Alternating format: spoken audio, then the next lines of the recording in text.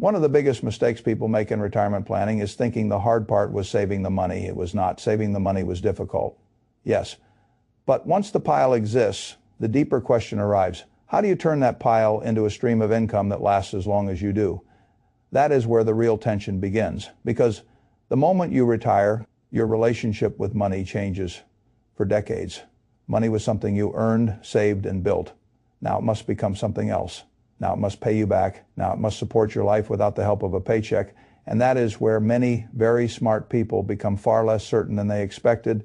They know how to accumulate. They do not know how to distribute. They know how to grow a portfolio. They do not know how to turn that portfolio into reliable income without feeling like they are constantly one bad market away from making a terrible mistake. That is the real problem this conversation is trying to solve. Not whether an annuity is good or bad, not whether a 4% rule is sacred, not whether one product or one portfolio gets to win an argument. The real question is simpler and more serious than that. If you had $1 million at retirement, how would you make it support your life in a way that lets you sleep? That is the question I care about, because retirement is not a spreadsheet contest. It is a lived experience, and the structure of the income matters every bit as much as the amount. Now, the most common retirement income discussion people hear revolves around a withdrawal rate, 3%, 4%, 5%, sometimes more. The usual framework is that you keep your money invested, you withdraw some portion each year, and you trust that over time the portfolio will do enough work to carry the load. There is nothing irrational about that. In fact, for many people it works perfectly well, but I want to add another dimension to the conversation. Guaranteed lifetime income. That phrase makes some people uncomfortable immediately, which is exactly why it deserves a serious look, because many retirees are not just afraid of poor returns. They are afraid of running out of certainty. They are afraid of waking up at 78 or 84 or 91 and feeling that their entire financial life still depends on whether the market has decided to cooperate this year. That fear is not stupid, it is human. And if you ignore the human side of retirement, you may optimize a plan on paper while making the real person inside that plan miserable. So let us begin with the most common structure. A couple retires at age 65 with $1 million invested from Social Security. One spouse receives $2,500 a month and the other receives $1,250 a month together. That gives them $45,000 a year of guaranteed income before the portfolio does anything. That is important because it means the portfolio is not carrying the whole burden by itself.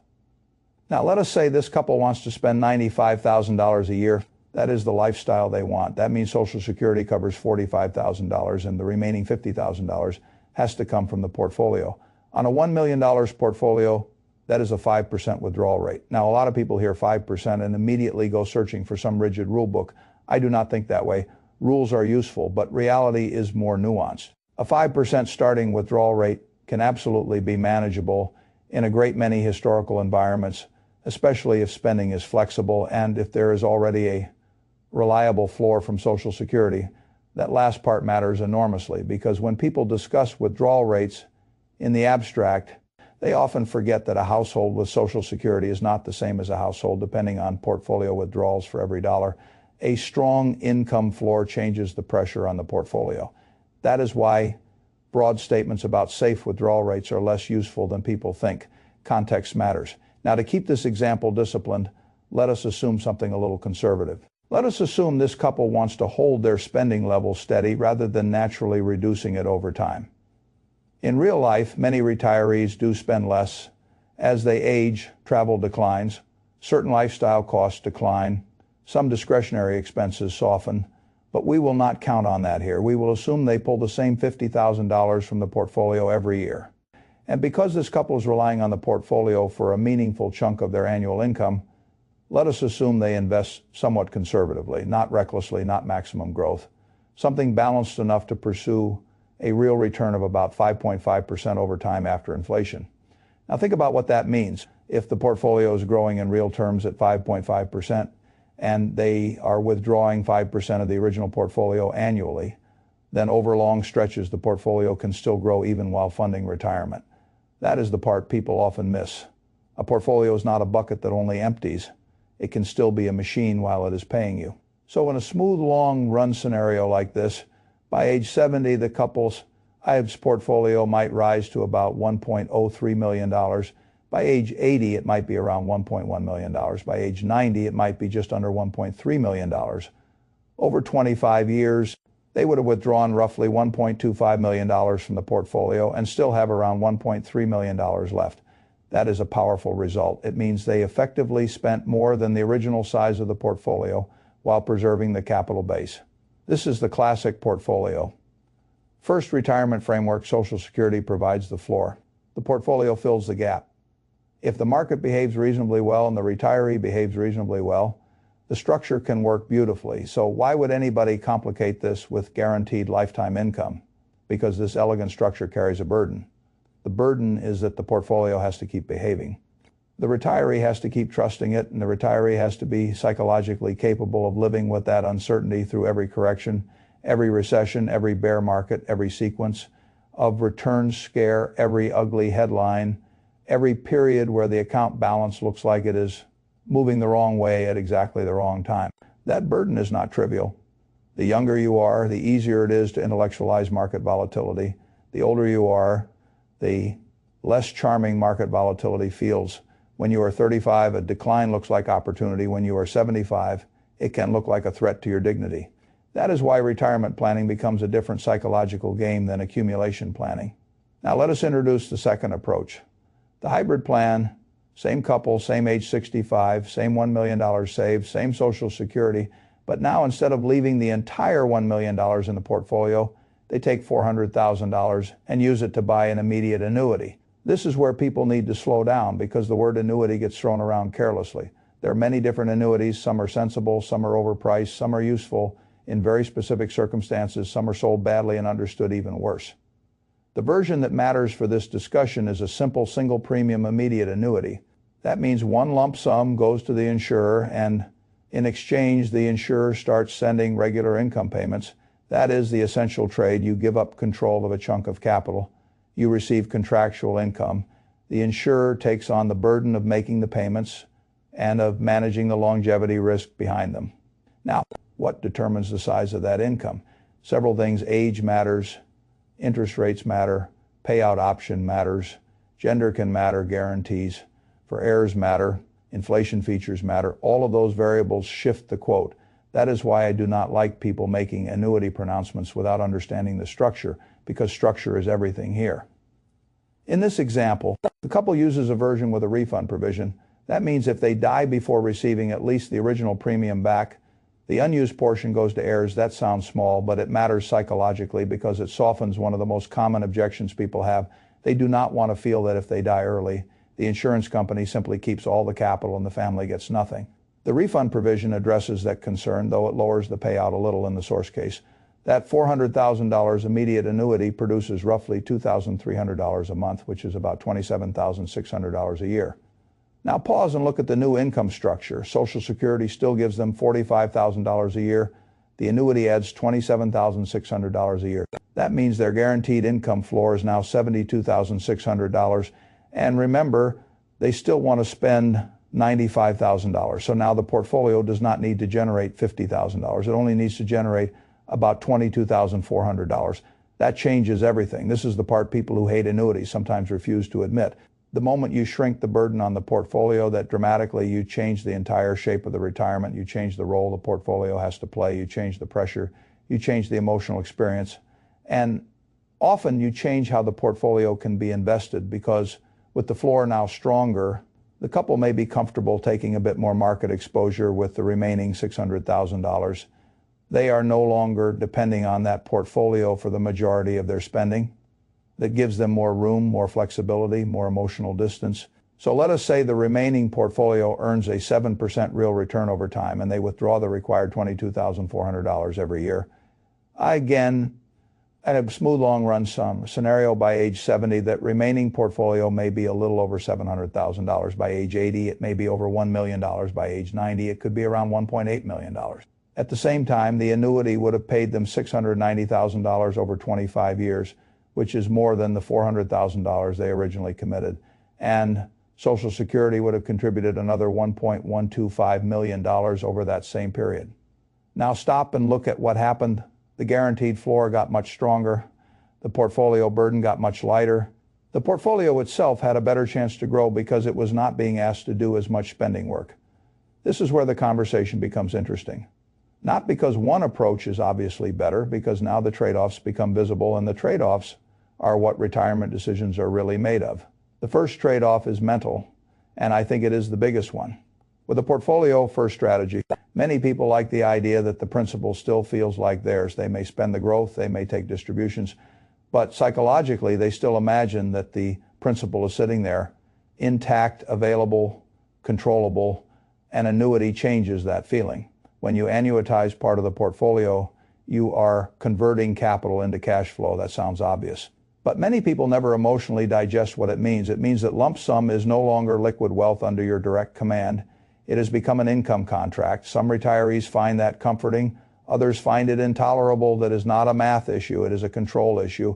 And control matters more in retirement than many younger planners appreciate. The second trade-off is liquidity. If you keep the full $1 million in the portfolio, you have access to it. You can withdraw more if needed. You can respond to emergencies. You can reallocate aggressively or defensively. You can pass whatever remains to heirs. You have optionality. That optionality has value. The annuity takes some of that optionality away. You do not get to wake up in 5 years and casually decide you would like that $400,000 back. The trade was made. The capital was transformed into income. That is why I say an annuity is not just a product choice. It is a philosophical choice. You are choosing certainty over flexibility for that slice of capital. And that can be exactly right for one household and completely wrong for another. The third trade-off is legacy. This is the point people often pretend is simple when it is not. If a retiree dies early and the portfolio remained fully invested, the heirs may inherit more than they would have under an annuity. Heavy plan, even with refund features, the shape of the inheritance changes, the timing changes, the upside changes. On the other hand, if the retiree lives a very long time, the annuity becomes more and more valuable because it keeps paying regardless of market conditions and regardless of how long that person lives. That is the annuity's true power. It is not about maximizing wealth in every scenario. It is about protecting against the most dangerous scenario, which is living longer than the portfolio was emotionally or structurally prepared to support. Longevity risk is one of the strangest risks in finance because people say they are worried about it while also hoping to live a long life. You cannot celebrate a long life and ignore the financial implications of one. That is the tension. The annuity exists to help solve that tension. Now let us talk about the issue almost nobody respects enough: sequence of returns risk. This is the danger that poor market returns early in retirement do more damage than poor market returns later. Same average return over a long horizon, different order, completely different experience. That is why retirement is not just about average returns. It is about return sequence, withdrawal pressure, and psychological durability. If the market falls hard in the first few years of retirement and the retiree is simultaneously pulling heavy income from the portfolio, the damage can be much worse than the average return story suggests. That is why stronger income floors matter, not only because they feel safer because they reduce the amount you must pull from the portfolio when the portfolio is vulnerable. That is the mechanical beauty of guaranteed income. It gives the portfolio room to recover, and recovery room is one of the most valuable things a retiree can own. Now, I want to be careful not to oversell this. An annuity does not solve inflation by itself. In our example, the annuity is fixed. That means the nominal payment stays the same while the cost of life keeps changing. That is a real issue. It is one reason some people dislike fixed annuities so much. And they are not wrong to raise the concern a fixed income stream can become less powerful over time in real purchasing power terms. That is why I think the strongest annuity use is usually not as a total solution. It is as part of a system. Social Security provides an inflation-adjusted public floor. The annuity provides an additional contract floor. The portfolio provides growth, flexibility, and inflation fighting potential over time. That combination is much more interesting than any single component on its own. Now let us talk about the portfolio itself inside each system, because this is where many people make a very subtle mistake. They compare the portfolio first plan and the annuity plan as if the portfolio should be managed identically in both cases. It should not. The whole point of adding guaranteed income is that it changes the amount of risk the remaining portfolio may need to carry. A retiree with a weak income floor may need to invest more cautiously because the portfolio is carrying too much of the household budget. A retiree with a strong floor may be able to invest the remaining portfolio more aggressively because the basic spending is already covered. That is exactly what happens in the example with the annuity added. The remaining portfolio can grow more because it is being asked to do less income work. This is one of the most underappreciated truths in retirement planning. Sometimes giving up a little capital can improve the behavior of the capital that remains. That is not intuitive to most people, but it is often true. Now let us step back and compare the two plans in the plainest possible language. The Portfolio First plan says, keep the capital, keep the control, let Social Security help, and let the portfolio fund the gap. The hybrid plan says, use part of the capital, buy more certainty, reduce the burden on the portfolio, and allow the rest of the portfolio to work with less pressure. Neither is inherently superior in all situations. That is why I dislike ideological arguments here. I am not pro-annuity. I am not anti-annuity. I am pro-fitting the right structure to the right household. That is the only serious way to think about it. If someone has enormous pensions, huge Social Security, and more guaranteed income than they know what to do with, then adding another annuity may be unnecessary or even foolish. If someone has no pension, weak Social Security, no emotional tolerance for market swings, and a deep fear of outliving their assets, then rejecting annuities on principle may be equally foolish. The right answer depends on what problem you're trying to solve. That is the question I wish more retirees would ask. Not are annuities good, not what does the internet hate this year, not what is the smartest opinion to repeat at a dinner party, but simply this: what problem am I actually trying to solve? Do I need more certainty? Do I need more liquidity? Do I care more about control or more about contractual income? Do I want to maximize legacy or minimize fear? Do I want the portfolio to carry most of the income burden, or do I want to reduce that pressure before the first bear market arrives? Those are the real questions. And once you ask those, the planning conversation gets much better. Now let me say something else. Many retirees do not need a perfect answer. They need a tolerable answer they can stick with. That matters a mathematically elegant strategy that the retiree cannot emotionally live with is not a good strategy. Likewise, an emotionally comforting strategy that quietly destroys too much optionality may also not be good enough. The art is finding the structure that balances both. This is why I care so much about the phrase income floor. The stronger the floor, the less fragile the retirement. That does not mean the strongest possible floor is always the best goal. If you over-annuitize, you may suffocate flexibility. If you under-annuitize, you may leave yourself too exposed to market stress. That is why design matters. Now let me bring in the legacy issue one more time, because I think people deserve honesty here.